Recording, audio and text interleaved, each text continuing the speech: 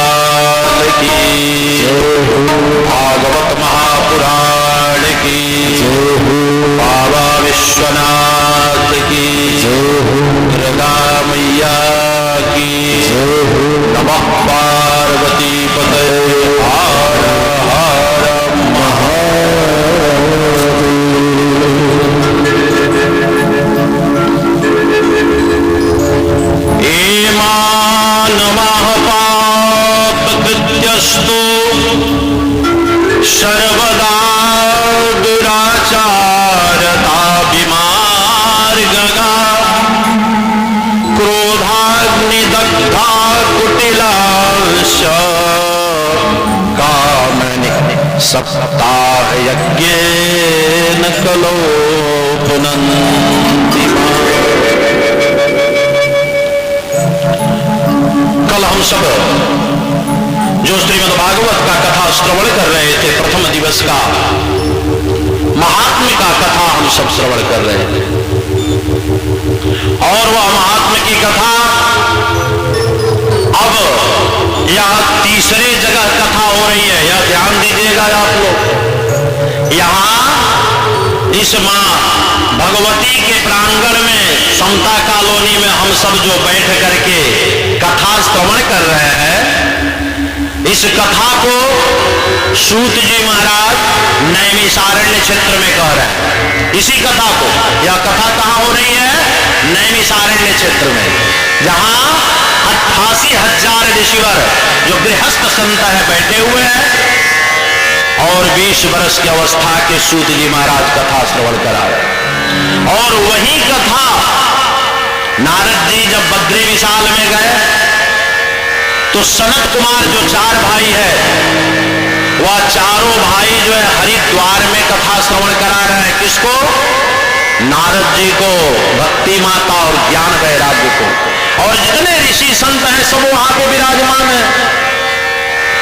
यही कथा जो है कि हम लोग का विराम हुआ था, और उसी समय कथा में नारद जी पूछ दिए, महाराज जो भक्त, अगर कोई भक्त हो और भगवान का कथा श्रवण करे तो उसको मुक्ति मिल सकता है, लेकिन कोई अभक्त हो जो जीवन पर्यंत पाप ही किया और वह कथा श्रवण करे तो उसको मुक्ति मिल सकता है क्या?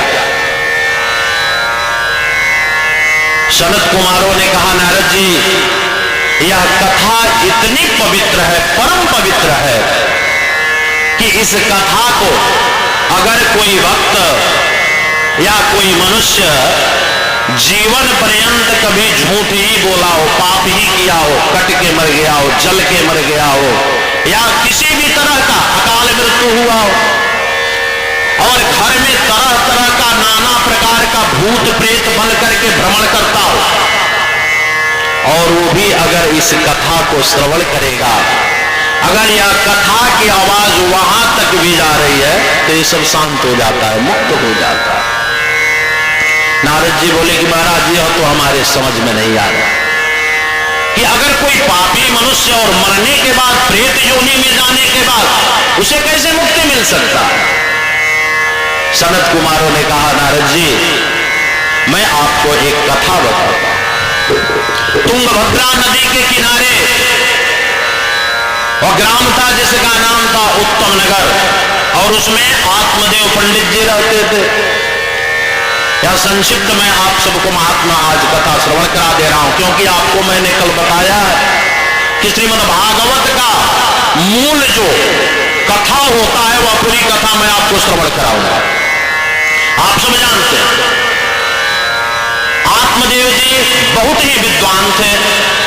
वह पंडित जी नित्य यज्ञ अनुष्ठान इत्यादि करते रहते थे, लेकिन उनकी पत्नी थी जिसका नाम था धुंधली, और पत्नी कैसी थी? वह इतनी कर्कशा थी कि जब तक पड़ोसी से एक बार झगड़ा न कर ले तब तक उसका खाना नहीं पचता था। जब तक किसी से एक बार लड़ न ले तब तक उसको चैन नहीं मिलता था। अब पंडित जी उतने ज्ञानी, इतने सुंदर विचार रखने वाले, सबको ज्ञान देते थे, और पत्नी घर में ऐसी, और पति पत्नी का ऐसा संयोग भगवान ने वैसा बना दिया था। लेकिन एक बात बताएं, जब पंडित जी यज्ञ करके अनुष्ठान करके जब शाम को जब घर आते थे तो ऐसे लोटा में जल लेकर के दरवाजे पे खड़ी हो जाती थी जैसे लगता था कि सती अनुसुईया के बाद इन्हीं का नंबर है। अब ऐसा कोई पत्नी नहीं होगा, इतने पवित्र खड़ी हो जाती थी। आप मुझे जी देखते थे, कहते कि संसार में हमारे पत्नी के जैसा तो किसी का पत्नी नहीं है, बहुत हमको मानती है, बहुत हमें सराहती है। लेकिन जब पंडित जी चले जाते थे तो फिर जो है प्रारंभ हो जाता था, आज इस ग्राम में हुआ तो कल दूसरे ग्राम में, लेकिन लड़ाई तो करना ही है। ऐसे जीवन व्यतीत हो रहा था। अब पंडित जी को सब कुछ भगवान ने दिया था, धन दौलत परिवार सब था, लेकिन घर में संतान नहीं था, लड़का नहीं था। कोई ब्राह्मण देवता कोई ज्योतिषी बताए होंगे, बोले कि ऐसा है कि आप अपने घर में तुलसी का पौधा लगाइए, क्योंकि आपसे बता दें कि घर में अगर तुलसी का पौधा या समी का पौधा अगर लगा है तो यह माने कि आपका घर परम पवित्र है, बहुत सारे आपदाओं से तो यह दूर कर देता है। अगर घर में तुलसी का पौधा सूख जाए या समी का पौधा सूख जाए तो किसी से जमीन का मिट्टी दिखाने की जरूरत नहीं, ऐसे ही समझ जाइए कि वास्तु दोष हमारे घर में है या फिक्स है। क्योंकि हम लोग मत्स्य पुराण को पढ़े, वास्तु जो है मत्स्य पुराण से आया, तो इसमें यह बहुत संक्षिप्त में बताया कि जिस जगह पे तुलसी का पौधा या समी का पौधा सूख जाए उसमें वास्तु दोष हो जाता है, तो इसलिए घर में लगाइए। आत्मदेव जी को किसी ने कहा कि अपने घर में तुलसी का पौधा लगाइए, आत्मदेव जी तुलसी का पौधा लगाए, अच्छे से जल भी देते थे, सेवा करते थे, लेकिन तुलसी माता 2 से 3 घंटा तक हरे रहे और सूख जाए। आत्मदेव जी परेशान हो गए। किसी ने कहा कि अपने घर में गौ माता का सेवा करिए, क्योंकि भगवान राम के ही सूर्यवंश में राजा दिलीप ये द्वितीय स्वर्ग का रघुवंश महाकाव्य का आता है कि उसमें राजा दिलीप ने गौ माता का सेवा किया, उनको भी पुत्र नहीं था, तो गौ माता का सेवा करने से उनको पुत्र प्राप्त हुआ। और होता है, गौ माता सब कुछ दे सकती है, गौ माता में इतनी शक्ति है। किसी ने कहा कि गौ माता का सेवा करें, आत्मदेव जी गौ माता का सेवा किए, और 1-2 दिन नहीं, भागवत कहता है कि 8 साल तक लगातार गौ माता का सेवा करते रहे, लेकिन गौ माता भी बाज हो गई, वो भी कोई बच्चा या बचिया कुछ नहीं। अब आम का पेड़ पौधा लगाने लगे, कहे कि अगर पौधा लगाएं इससे जो है भगवान प्रकृति प्रसन्न होंगी। पौधा लगाना प्रारंभ किए, आम का पेड़ लगाए, आम का पेड़ बड़ा तो हो जाए, मोजर दे लेकिन फल न दे। आत्मदेव जी परेशान। अब जब ऐसा होने लगे किसी के घर में तो ध्यान देंगे, किसी के घर में अगर तुलसी का पौधा नहीं लग रहा है और गौ माता भी बहुत दिनों से बांझ पड़ी हुई है, पेड़ पौधे भी लगाने के बाद फल नहीं दे रहे हैं, तो ये बताइए कि अगर घर के बगल में कोई पड़ोसी होगा उससे देखा जाएगा क्या? देखा जाएगा? नहीं देखा जाएगा, क्योंकि पड़ोसी तो हर वक्त जो है अपने बगल वाले को देखता रहता है कि आज इसके घर क्या बन रहा है, यह देखता रहता है। आत्मदेव जी के यहाँ भी जो पड़ोसी थे ना, वह सब अब आने लगे घर पे।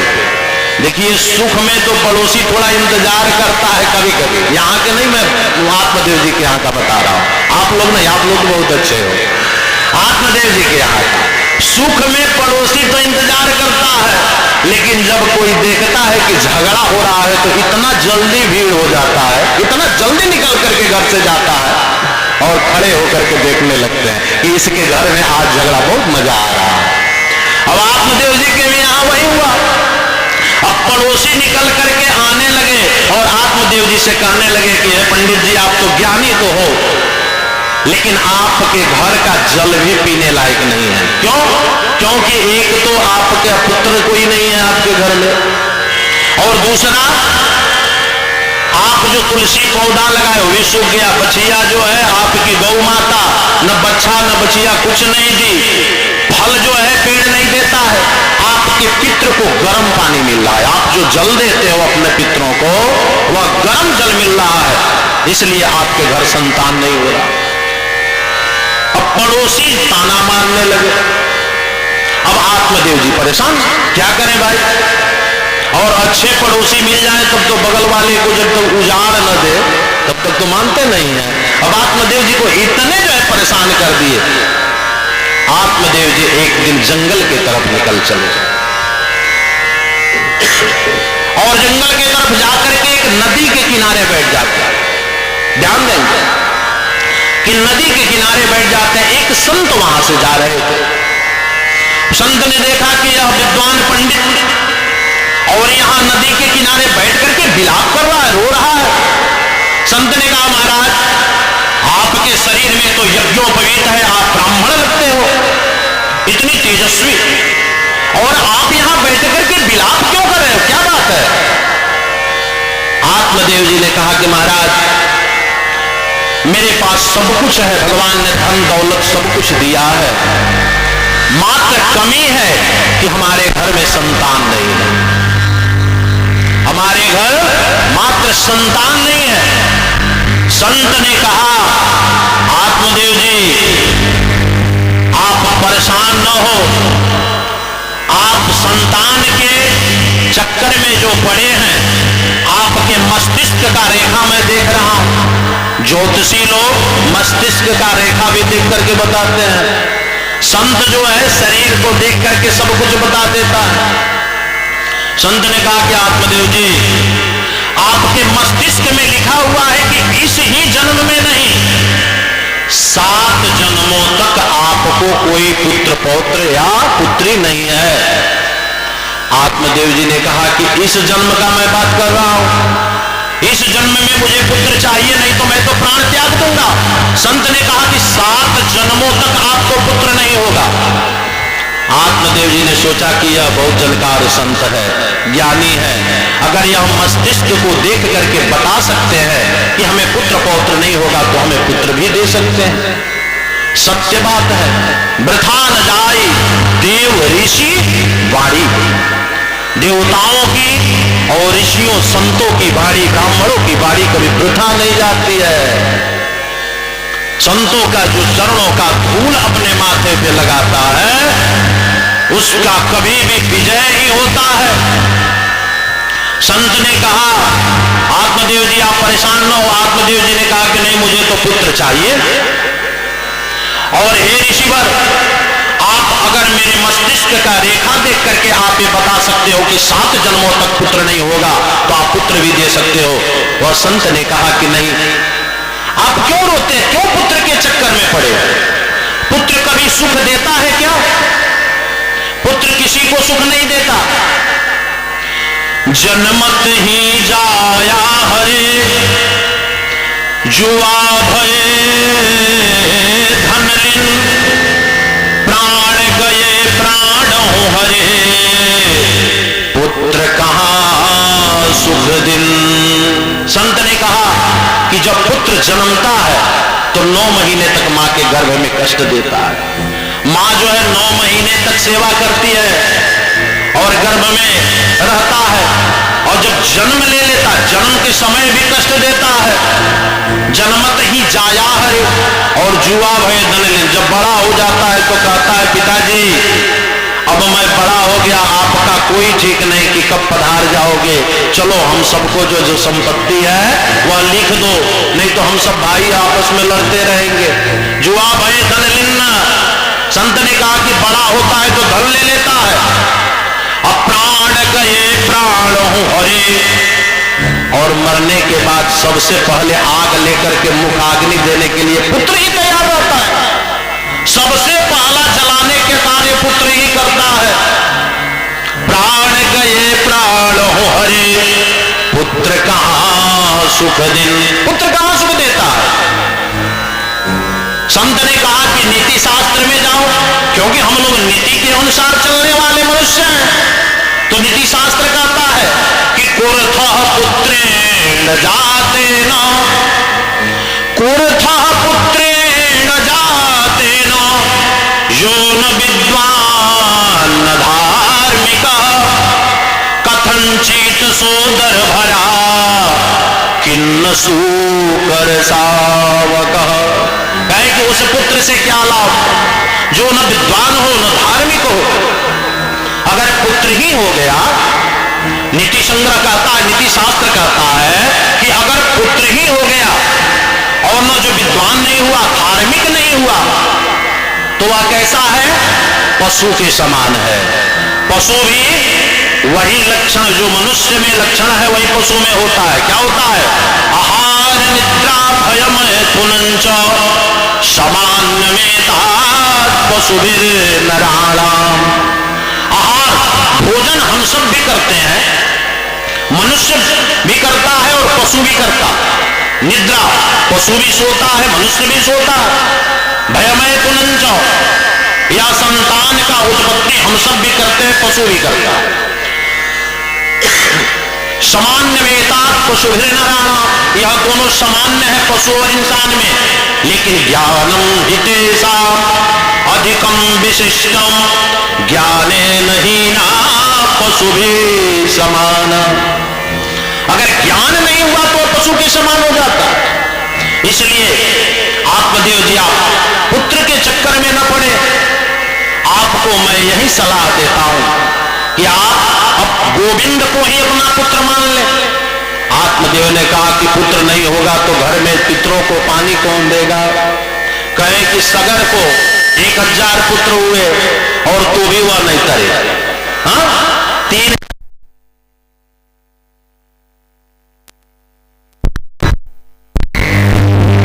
बहुत सारा उदाहरण संत ने दिया।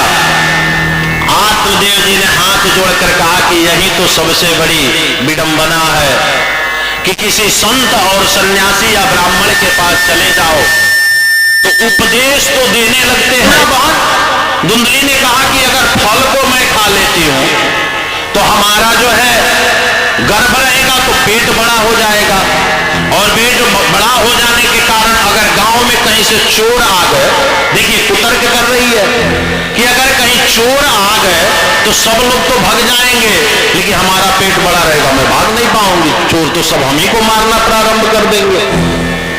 कहीं कि छोड़ो अगर गांव में आग लग जाए तो सब लोग भाग जाएंगे, हम तो फंस जाएंगे, हम तो उतना दौड़ नहीं पाएंगे। कहीं कि मेरा तो प्राण ही चला जाएगा। तीसरी बात कि अगर पेट में पुत्र रह गया तो भोजन मेरा कम हो जाएगा, मैं भोजन कम करूंगी तो कमजोर हो जाऊंगी। फिर पुत्र होने के लिए ननद को बुलाया जाता है, और जब ननद आएगी मैं कमजोर होकर के सोई रहूंगी और हमारे घर का जितना धन होगा वो सब लेकर के चली जाएगी। इसलिए मैं फल नहीं खाना चाहती हूं। इतना ही नहीं बहन, मैं सुनी हूं कि श्रीमद् भागवत में सुखदेव जी महाराज 12 बरस तक अपने मां के गर्भ में ही रह गए। 12 बरस तक मां के गर्भ में रह गए, और हमारे गर्भ में तो 5-6 साल भी रह जाएंगे तो मेरा तो प्राण ही चला जाएगा, हम तो नहीं रह पाएंगे। छोटी बहन ने कहा कि सच कहती हो। अरे छोड़ो ना, एक बात बताते हैं, हमें भी पुत्र होने वाला, हमें पुत्र होने वाला है और 9वें महीने में होने वाला है। बहन तुम घबराओ नहीं, मेरा जो पुत्र होगा ना मैं तुझे दे दूंगी, और तू पंडित जी से कह देना कि मुझे पुत्र हो गया। धुंधली ने कहा कि और तुम अपने पति को क्या कहो? बोली कि मैं पति को समझा लूंगी, तुम्हारे पास धन की तो कमी नहीं है, कुछ पैसा दे देना, मैं पति को दे दूंगी, उसे पैसा दे दूंगी, क्योंकि हमारे पास तो बहुत सारे पुत्र हैं, तो कुछ पैसा देकर मैं समझा लूंगी। धुंधली ने कहा कि ठीक है, तुम पुत्र भी दे दोगी, मैं पैसा भी दे दूंगी, तुम अपने पति को समझा लोगी, लेकिन जब पुत्र नहीं होगा तो उस पुत्र का सेवा कौन करेगा? वह मुझसे मानेगा क्या? कहीं कि तुम अपने पंडित जी को कह देना कि ऐसा है कि मुझे पुत्र हुआ है, लेकिन हमारे स्तनों में दूध नहीं है, इसलिए हमारे बहन के घर भी पुत्र हुआ है और वह पुत्र मर गया, और उसे बुला लिया जाए। सारी व्यवस्था जो है दोनों बहनों ने बना लिया। और कहीं कि देखो, संत सन्यासी के फल देने से कोई पुत्र होता है क्या? फल खाने से? हाँ चलो, इसकी परीक्षा करनी है तो तुम अपने घर में गौ माता है, गौ माता को फल खिला दो। और गौ माता को फल खिला दी, और पंडित जी आए, शाम को बोले कि देवी तुम फल खा ली? धुंधली ने कहा हाँ हाँ हाँ। आप जो फल दिए थे उसे मैं खा ली और मैं एक समय भोजन करती हूँ, फलाहार करती हूँ, सारे नियम का पालन कर रही हूँ। और हाँ पंडित जी आपसे बताऊं कि मुझे लग भी रहा है कि हमारे गर्भ से पुत्र होने वाला है। पंडित जी प्रसन्न हो गए, चले गए। बोले बाले पंडित जी यज्ञ पूजा अनुष्ठान करने लगे। 9वें महीने में जब उसके बहन को लड़का हुआ, वो ला करके धुंधली को दे दी। धुंधली लेकर के पंडित जी से बता दीजिए कि मुझे पुत्र हो गया। अब उत्तम नगर में लड्डू बंटने लगा। पंडित जी बहुत सारे खुशियां मनाए। लेकिन कुछ ही दिनों बाद जो गौ माता को फल दी थी, उस गौ माता को भी एक पुत्र हुआ। और वह जो पुत्र हुआ वह मनुष्य के स्वरूप का पुत्र हुआ, लेकिन उनका कान बड़ा बड़ा था, गौ माता के जैसे। अब ग्राम में जो है कि हल्ला होने लगा कि भगवान जब देते हैं तो छप्पर फाड़ के देते हैं। अरे देखो इसके यहाँ आत्मदेव जी के यहाँ कुछ नहीं था और आज हुआ तो दो पुत्र हुए। गौ माता को भी पुत्र हुआ और आत्मदेव के धुंधली को भी पुत्र हुआ। सब खुशी मना रहे हैं। कुछ दिनों बाद पंडित जी कहे कि देवी अब इन दोनों पुत्रों का नामकरण संस्कार हम कर देते हैं। आत्मदेव जी ने सोचा कि मेरा नाम आत्मदेव, तब पुत्र का नाम परमात्मदेव रख देता हूं। धुंधली ने कहा क्या सोच रहे हो, तुम अपने नाम पे अपने पुत्र का नाम रखोगे? अरे इसको तो मैंने सेवा किया है, 9 महीना गर्भ में मैं रखे हूं। बोले कि क्या चाहती हो देवी? तो मैं अपने नाम पे अपने पुत्रों का नाम रखूंगी। धुंधली से आत्मदेव ने कहा रख लो। धुंधली ने कहा कि मेरा नाम धुंधली, तो मेरे पुत्र का नाम होगा धुंधकारी। वह अपने पुत्र का नाम धुंधकारी रखी। लेकिन जो गौ माता से पुत्र हुआ था उसका कान बड़ा बड़ा गौ माता के जैसे था, इसलिए उसका नाम गोकर्ण रखे। धुंधकारी महागोकर्ण पंडितो ज्ञानी, धुंधकारी महाखलः, जैसा नाम वैसा गुण। अब यह दोनों बच्चे बड़े हो गए। जो गोकर्ण जी थे गौ माता के द्वारा प्रकट हुए थे, या तो संत के प्रसाद से हुए थे, या ज्ञानियों में अग्रगण्य हुए, या ज्ञानी हुए। लेकिन जो धुंधकारी का जो पुत्र था, जो लिया हुआ बहन के द्वारा पुत्र था, वह बचपन में ही पहले गोली खेलने लगा और धीरे धीरे खेलते खेलते जुआ खेलने लगा। अब आता था जुआ खेलने में जाता था, हार जाता था। आकर के धुंधली से कहता था माता जी आज मैं 500 रुपया हार गया। धुंधली कहती थी कि ये सारा धन तो तुम्हारा ही है न बेटा, ले जाओ कोई बात नहीं। और पैसा दे देती थी। वह फिर से चला जाता था खेलने। जब बिगड़ना प्रारंभ होता है, भागवत में तो यहां तक आया है कि धुंधकारी मुर्दे का हाथ का भोजन करता था। मुर्दे का हाथ का भोजन का अर्थ क्या होता है? हम लोगों ने गुरुजी से पूछा। गुरुजी ने बताया कि मुर्दे का हाथ का भोजन करने का अर्थ होता है कि श्राद्ध खाना। अब वह घूम घूम करके श्राद्ध खाना, ब्राह्मण का बच्चा था, घूम घूम करके श्राद्ध खाना प्रारंभ कर दिया। और जो श्राद्ध घूम करके बचपन अवस्था में खाता है उसकी बुद्धि तो विकलित हो जाती है, खराब हो जाती है। वह मंजन इत्यादि नहीं करता था, कोई संस्कार उसके अंदर नहीं था। और बचपन में अगर बच्चे को नहीं समझाए तो सोचते हैं कि बड़ा हो जाएगा तो समझा लेंगे, ऐसा तो कदापि नहीं हो सकता है। अगर बच्चे को संस्कारी बनाना है, अपना सेवा कराना है, तो आप पहले बचपन में ही बच्चे का सेवा करो। हम सब सोचें कि बच्चा बहुत ज्यादा रोता है या रात में परेशान करता है, तो इसे दिन में सासू माँ को दे दो, बैठी रहती है वहीं सेवा करेंगी। हमें तो निश्चिंत रहना चाहिए। तो जब बूढ़ा हो जाओगी तो भी आपका सेवा नहीं करेगा। अगर बच्चे से सेवा करानी है तो आप स्वयं सेवा करो। लेकिन वह धुंधली जो है बचपन में उसे बिगाड़ती गई कि बेटा सब तो तुम्हारा है। अब जुआ खेलते खेलते शराब पीने लगा। अब शराब पीते पीते मांस आदि भक्षण करने लगा। एक दिन माता जी से जाकर के कहा कि ऐसा है कि अब मुझे ज्यादा पैसे की जरूरत है, 10,000 रुपया चाहिए। धुंधली ने कहा कि बेटा अब तो पैसा तुम बहुत सारा नुकसान कर चुके हो, अब मेरे पास पैसा नहीं है। बोला कि अब शांत रहो, अभी तक तो देती रही, अभी तुम्हारा बुद्धि जो है लगता है कि सठिया गया है, अब दोगी कि फिर मैं तुझे एक आध थप्पड़ दूं। धुंधली रोने लगती है और जबरदस्ती जो है कि चाबी लेता है और खोल करके अलमारी से पैसा लेकर चला जाता है। एक दिन आत्मदेव जी घर में आए और देखे कि पुत्र के वजह से घर में हर जगह शराब का बोतल पड़ा हुआ है, हड्डियां पड़ी हुई है। आत्मदेव जी को बहुत ग्लानि हुआ और सोचने लगे कि मैं तो पुत्र से बिना पुत्र का ही अच्छा था। आज ज्ञान हो रहा है कि पुत्र से बिना पुत्र के ही अच्छे थे। कुरथा पुत्रेण जाते न, आज उनको नीति शास्त्र का ज्ञान हो रहा है कि जो न विद्वान न धार्मिक, मेरा पुत्र ऐसा हुआ कि न विद्वान हुआ न धार्मिक हुआ, इस पुत्र से तो अच्छा मेरा पुत्र का ही था।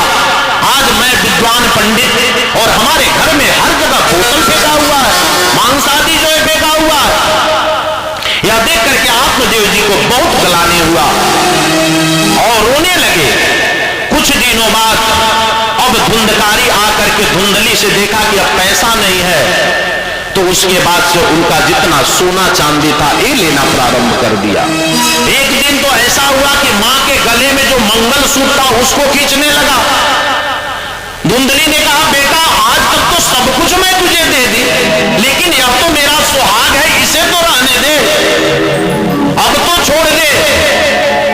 धुंधकारी ने कहा कि शांत रह बुढ़िया, आज तो मुझे ज्यादा पैसे की जरूरत है, और धक्का मार करके वह मंगलसूत्र भी लेकर के चला गया। घर में कुछ नहीं रहा। मां जो है कि रोती रोती, घर में एक कुआं था, पहले घर में कुआं हुआ करता था जिससे पानी निकाल करके भोजन इत्यादि बनता था, उसी में धुंधली जो है कूद करके अपने प्राण को त्याग दी। प्राण को त्याग दी क्योंकि उससे देखा नहीं गया। आत्मदेव जी रो रहे हैं पुत्र के देख करके। उसी समय गोकर्ण जी महाराज का आगमन होता है और गोकर्ण जी महाराज जो गोपुत्र हैं वो भी आत्मदेव जी को पिताजी कहते थे। गए और जाकर के कहे पिताजी आप क्यों रोते हैं, आजकल बहुत उदास दिख रहे हैं पिताजी, क्या बात है। आत्मदेव जी ने कहा कि पुत्र मुझे कुछ समझ में नहीं आ रहा कि मैं क्या करूं।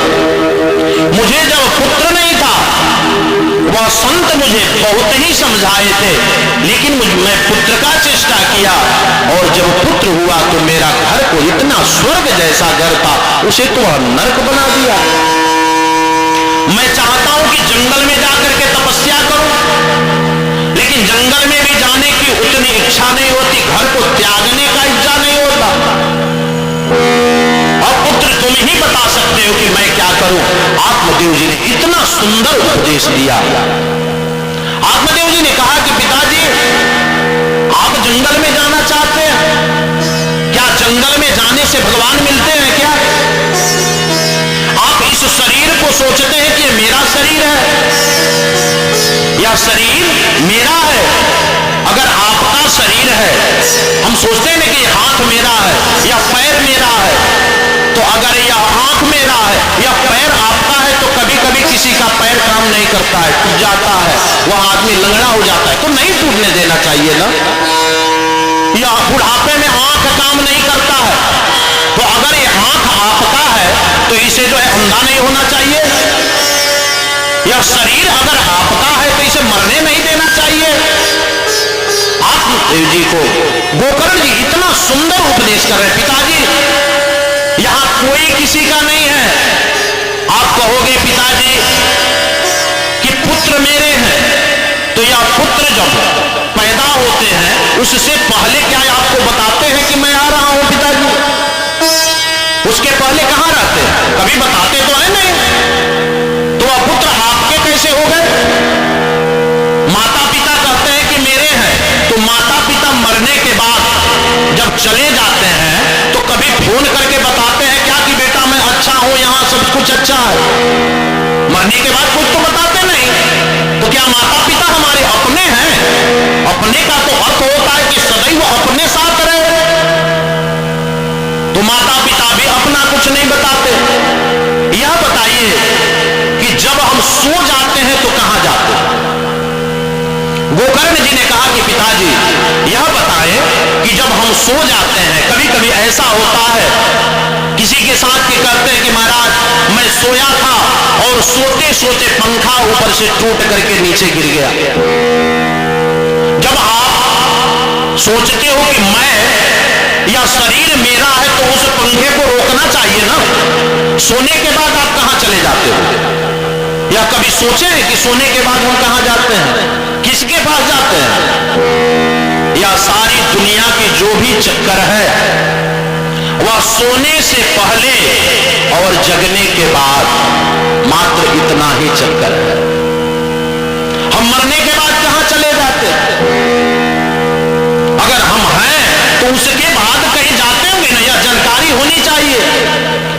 गोकर्ण जी ने कहा पिताजी यह संसार में जो भी वस्तु आपको दिखता है वह अपना नहीं हो सकता और न अपना है, क्योंकि यह देह की तीन ही गति होती है, चौथा गति नहीं होती। बहुत सुंदर उपदेश गोकर्ण जी कर रहे हैं आत्मदेव जी को कि इस देह को अगर जला दोगे, तीन गति होती है, चौथा नहीं। पहला अगर जला देते हैं तो राख बन जाता है। दूसरा अगर जल में इसको प्रवाहित कर देंगे तो मछलियां खा जाएंगी। अगर गाड़ देते हैं जमीन में तो कीड़ा मकोड़ा बन जाता है। इस शरीर की तीन ही गति है पिताजी, इस तीसरे के अलावा कुछ नहीं है। तो फिर हम हैं कौन, इसे तो जानने की कोशिश करिए। और जब जीवन में आप इसे जानने का कोशिश करेंगे कि मैं कौन हूं। स्वामी विवेकानंद जी से एक सेठ ने कहा कलकत्ता में, स्वामी जी मैं सुना हूं कि काली मां आपके घर आती है। स्वामी जी ने कहा कि हाँ काली जी मेरे घर आती है, ठीक है कल मेरे यहां भेज देना आप। विवेकानंद जी ने कहा कि ठीक है मैं आपके यहां भेज दूंगा, आप अपना पता दे दो। सेठ ने कहा कि भला पता है मेरे घर का। स्वामी जी